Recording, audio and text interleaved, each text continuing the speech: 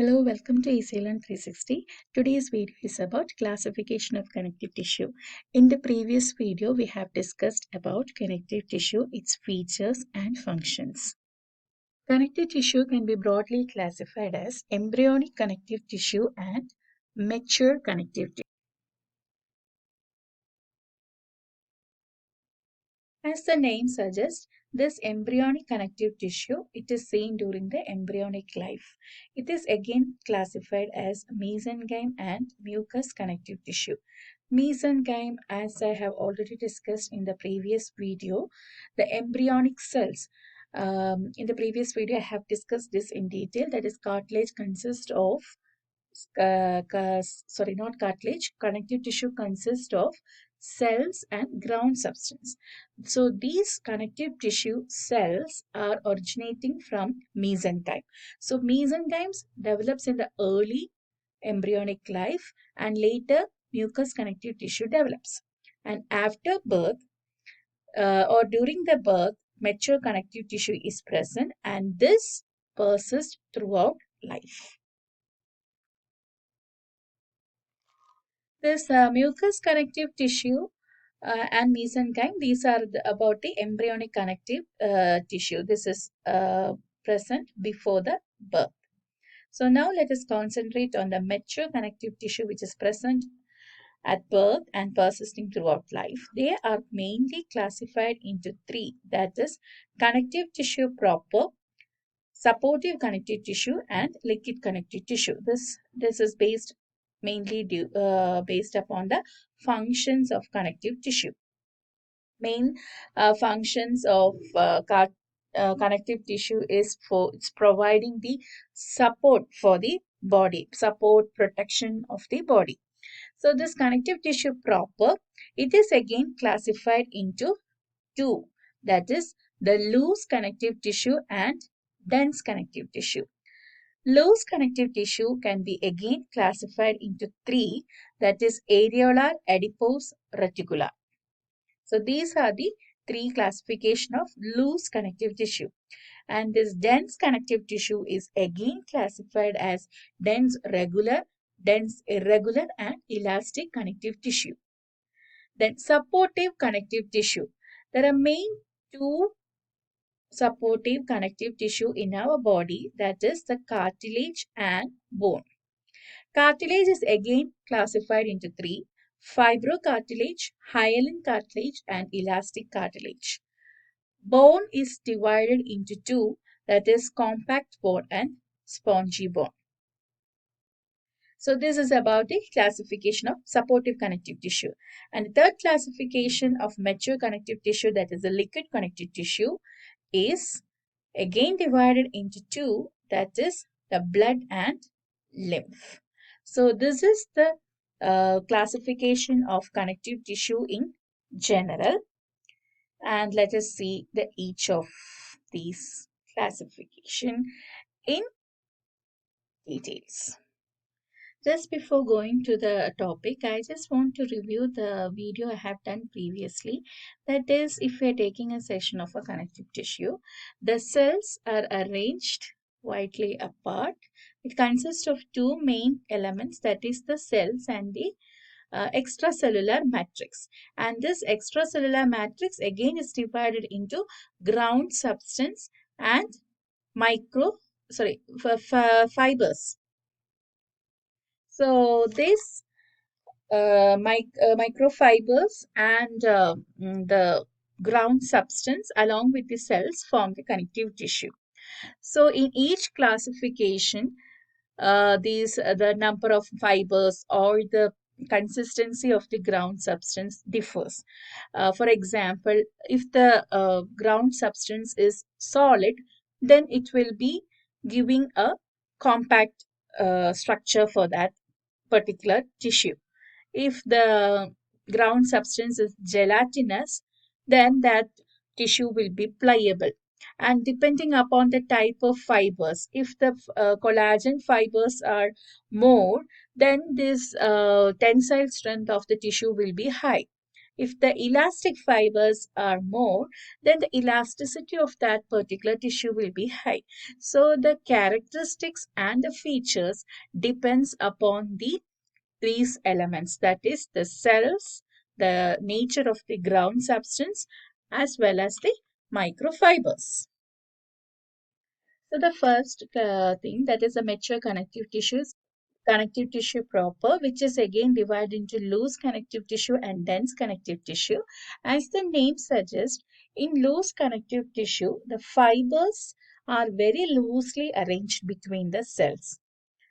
And in dense connective tissue, the fibers are thicker and more densely packed, and this dense connective tissue have fewer cells compared to the loose connective tissue.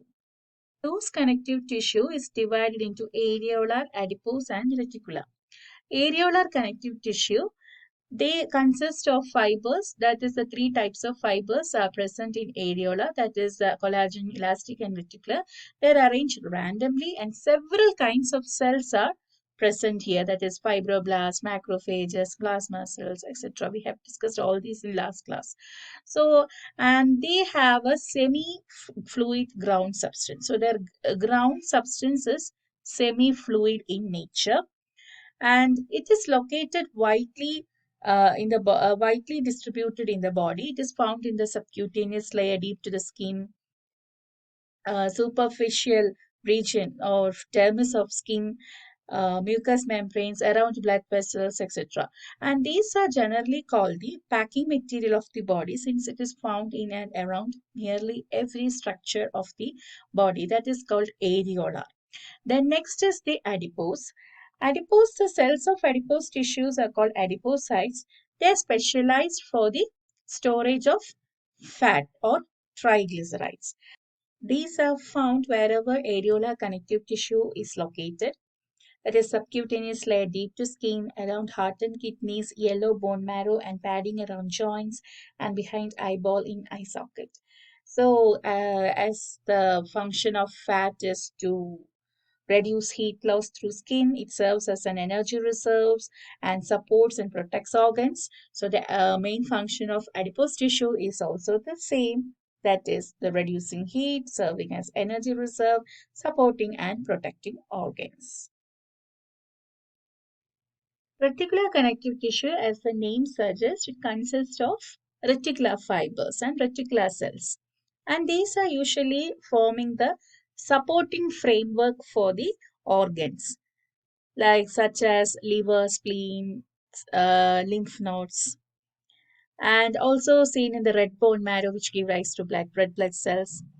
Then the reticular lamina of the basement membrane and around blood vessels and muscles. So the main function is also to form the stroma of organs. That is, it binds together smooth muscle tissue cells, filters and removes worn out blood cells in the spleen, and microbes in the lymph nodes. So the main function of reticular connective tissue is to form the stroma of organs, or it is the gives the framework, supporting framework. So this is about the loose connective tissue. So in loose connective tissue, there are more of cells and the fibers are loosely arranged. And the three types of loose connective tissues are areolar, adipose, and reticular. Then next is dense connective tissue. Three main classification of these are dense regular, dense irregular, and elastic connective tissue. So according to the name, here the dense connective tissue, they have number of cells, less number of cells, but the fibers are closely and tightly packed. They are very dense. So if it is regularly arranged, then it is dense regular, and if it is irregularly arranged, then it is called as irregular. So the dense regular connective tissue examples are tendons. So you may be knowing about the tendons. Tendons provide strong attachment between the muscle and the bones, as well as ligaments. Ligaments attach bone to bone. So tendons and ligaments. So tendons are and ligaments are the examples of dense, regular connective tissue. So as you know, this tendon and ligaments, they are mainly having collagen fibers. As already discussed in the previous videos, collagen fibers, they withstand tensile forces. That is, if we pull or give strain to a particular collagen fiber, it can withstand that tensile strength. So we say that it is very strong. It is resistant to pulling. So that is why these ligaments and tendons, they give strong attachment to the muscles and bones. So they can withstand the tension along the long axis of fibers. Then dense irregular connective tissue. The collagen fibers are irregularly arranged. So this tissue often occurs in sheaths such as fascia. It is the tissue beneath the skin and around muscles and other organs. Then reticular region of dermis of skin, periosteum of bone, perichondrium of cartilage, joint capsules, etc. These also provide tensile strength in many directions. So here this can tendons and ligaments, since it is arranged regularly in particular direction, these can withstand tension along the axis of fibers, while this can provide the pulling strength in many directions. So this is seen in the fascia, usually seen more in the fascia. So this is about the dense, regular, and dense, irregular connective tissue. The next is the elastic connective tissue. So the fibers found in elastic connective tissue are elastic fibers. So the feature of elastic fibers is that they have elasticity. Elasticity means they can stretch and to a longer distance, and it can revert back to its original shape. That is called elasticity. And these tissues are found in the lungs, walls of elastic arteries, trachea, bronchial tubes, vocal cords, suspensory ligaments of penis, some ligaments between vertebrae, etc. And this allows stretching of various organs. Elastic connective tissue is quite strong and can recoil to its original shape after being stretched. Elasticity is important to the normal functioning of lung tissue, which recoils as you exhale, and elastic arteries, which recoil between heartbeats to help maintain blood flow. The supportive connective tissue is divided into cartilage and bone. So here the main difference between these two are on the cells, the type of cells, and the nature of the ground substance. That is, if the ground substance is gelatinous, then it is cartilage, and if the ground substance is very solid type, then it will become bone. And also it differ in the type of the cells also. Now the cartilage. Cartilage consists of dense network of collagen fibers and elastic fibers firmly embedded in a gelatinous ground substance called chondroitin sulfate. There is no blood supply or nerve supply for cartilage, and the cells of the cartilage, they are called chondrocytes. The ground substance is called chondroitin sulfate, and the cells is known as chondrocytes, chondro. And they occur singly or in groups within spaces called lacunae. So if I am taking the section of cartilage, the they have collagen fibers and elastic fibers, and the ground substance is gelatinous, and it is called chondroitin sulfate, and the cells are called the chondrocytes, and these chondrocytes are found inside a clear space. It occur as group or single, and it is inside a clear space, and that clear space is called lacuna. So I'll try to draw a bigger picture. The section of cartilage. It is found either as group or as single. and it is found inside a clear space called lacuna. So inside this lacuna is the chondrocytes. This is the nucleus. So this clear space is called lacuna, and the cells are called chondrocytes. They occur singly or in groups. And the covering of cartilage is called perichondrium. Perichondrium, and this is not uh, the supportive connective tissue. Perichondrium is an example for dense irregular connective tissue. This perichondrium contains blood and nerve supply, which nourishes the cartilage cells. So even though the cartilage as such is not having blood supply or nerve supply, the covering of the cartilage is perichondrium, which is a type of dense irregular connective tissue, in turn supply the cartilage cells. Cartilage is the precursor to bone, and it forms almost the entire embryonic skeleton. And during further development, the cartilage the bone replaces the cartilage.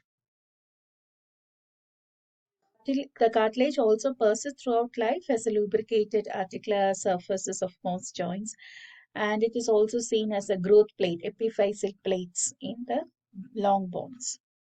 And there are three types of cartilage, that is fibrocartilage, hyaline cartilage, and elastic cartilage. The major difference in these three type of cartilage is the presence of the fibers. That is, in fibrocartilage, it is the strongest of these three types, and hyaline cartilage is the weakest of these three types. In fibrocartilage and in hyaline cartilage, collagen fibers are present, while in elastic cartilage it is elastic fibers. The fibrocartilage is having thick bundles of collagen fibers, which is making them the strongest of these three. And hyaline cartilage, they have fine collagen fibers, which make them the weakest of these three. The hyaline cartilage, these are most abundant cartilage in the body, and it is usually found at the ends of long bones, anterior ends of ribs, nose, parts of larynx, bronchi, bronchial tubes, etc. So this is the weakest of the three types, and also most abundant. And the fibrocartilage, here the collagen fibers are arranged as thick bundles, and these are usually located at the pubic symphysis, intervertebral disc, then menisci or the cartilage pad of knee, and portions of tendons that insert into cartilage. So you can see these are found in locations where they need the strongest protection. So these fibrocartilage is the strongest one. Then comes the elastic fibers, which are abundant in the elastic cartilage, and these are located on the tip of larynx, that is epiglottis, part of external ear, and auditory tubes, where the elasticity is required. It provides strength and elasticity and maintains the shape of certain structures. Next, coming on to the bone. Bone tissue is divided into two, that is the compact bone and the spongy bone. Bones are organs composed of several different connective tissues, including bone tissue, the periosteum. Periosteum is the covering of the bone, red and yellow bone marrow, and endosteum. Endosteum is the membrane that lines the space within the bone that stores yellow bone marrow. So, about the bone tissue, it is divided into compact or spongy depending on how extracellular matrix and cells are organized. So the bone tissue, both cartilage and bone form the skeletal system.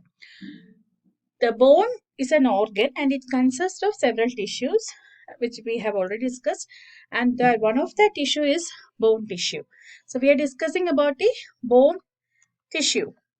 So the basic unit of compact bone is osteon or Haversian system. The osteon or the single unit of compact bone is called osteon or Haversian system and consists of four parts, that is lamellae, lacunae, canaliculi, and central or Haversian canal. The lamellae means they are the concentric rings of extracellular matrix that consist of mineral salts, mostly calcium and phosphorus, which give bone its hardness and compressive strength, and the collagen fibers which give bone its tensile strength. So both collagen fibers and the minerals, these are found in the extracellular matrix, which is concentrated, sorry, not concentrated, concentric rings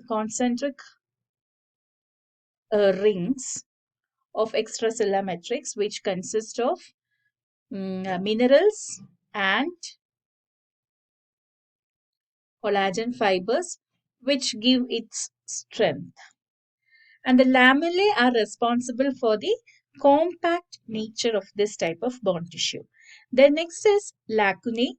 As similar to the cartilage, lacunae are clear space rings, which clear spaced small rings, which contains the cells of that tissue.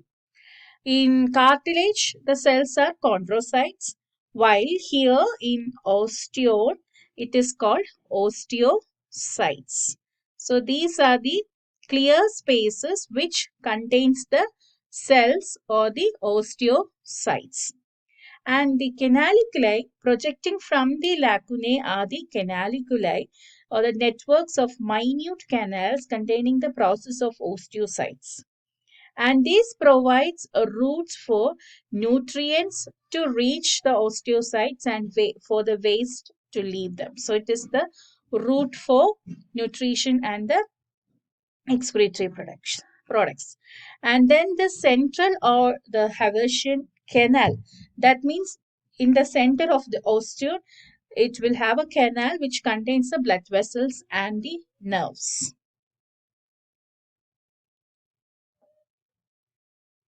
So all the textbooks will have the diagrammatic representation of this osteons.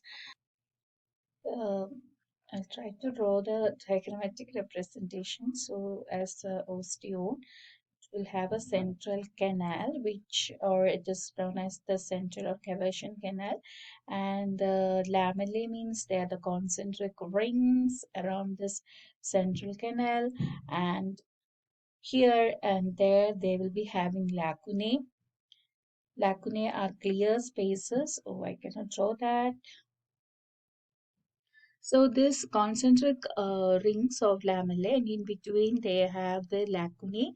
They are the clear space. Inside the lacunae, they have the osteocyte. The cells of bones are called osteocyte. So the osteocytes will be inside the lacunae. And this lacunae, they will have projections, and they are called the canaliculi. And they're small roots, and these roots are for the canaliculi. These roots are for the blood or the nourishment. They will enter through this canaliculi and reach the osteocyte, and the waste product will leave through this canaliculi. So that is why they are called the roots for the nourishment and the excretory products. So this is the basic unit of the compact bond called osteon, and it is otherwise called Haversian system. And the osteon, it will have concentric lamellae, that is the extracellular matrix, and they will have lacunae. Inside the lacunae they have the osteocyte, and the canaliculi are the projections from the lacunae, which serves as a route for the food and the waste materials. And here is the central canal, and the central canal will have the blood vessels and the nerves. So this is about the basic unit of the compact bone. What is differing in this compact bone and the spongy bone is that spongy bone lacks osteons. They do not have osteons. They lack osteons. Rather, it consists of slender columns of bone called trabeculae, which contains lamellae, osteocytes, lacunae, and canaliculae. But they don't have this central canal havulsion system and all those things. They're just long columns of bone called trabeculae. And the spaces between trabeculae are filled with red bone marrow. That is the basic difference between the compact bone and the spongy bone. Then next, going on to the liquid connective tissue, that is the third classification of the mature connective tissue. Liquid connective tissue is again divided into two types, that is the blood and the lymph. The details of the blood and the lymph you will learn while you study all these things in the circulatory system. Blood is a liquid connective tissue which has a liquid as its extracellular matrix, and the extracellular matrix of blood is called blood plasma, and the blood plasma is a pale yellow fluid that consists mostly of water with a wide variety of dissolved substances, and the cells of the blood are the red blood cells, white blood cells, platelets. Another one is example for liquid connective tissue is lymph. Lymph is the extracellular fluid that flows in lymphatic vessels, and this liquid connective tissue consists of several types of cells in a clear aqueous extracellular matrix that is similar to blood plasma but with much less protein. So all these details of blood and lymph you will study in the circulatory system. So that's all about the classification of connective tissue. Connective tissue, the subdivisions of connective tissue is embryonic and mature. Embryonic is divided into mesenchyme and mucous connective tissue. Mature connective tissue is divided into connective tissue proper, supportive connective tissue, and liquid connective tissue. Connective tissue proper is divided into loose connective tissue and dense connective tissue. Supportive connective tissue is divided into cartilage and bone tissue. Liquid connective tissue is divided into blood and lymph. The figures and the notes and details you can get it from almost all the anatomy and physiology textbooks, especially anatomy textbooks. The notes I have taken is from Gerald J. Tortora, Principles of Human Anatomy, 14th edition.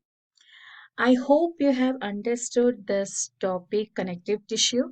If you like this video, please like, share, and subscribe my channel. I will see you with another video on muscular tissue. Till then, thank you.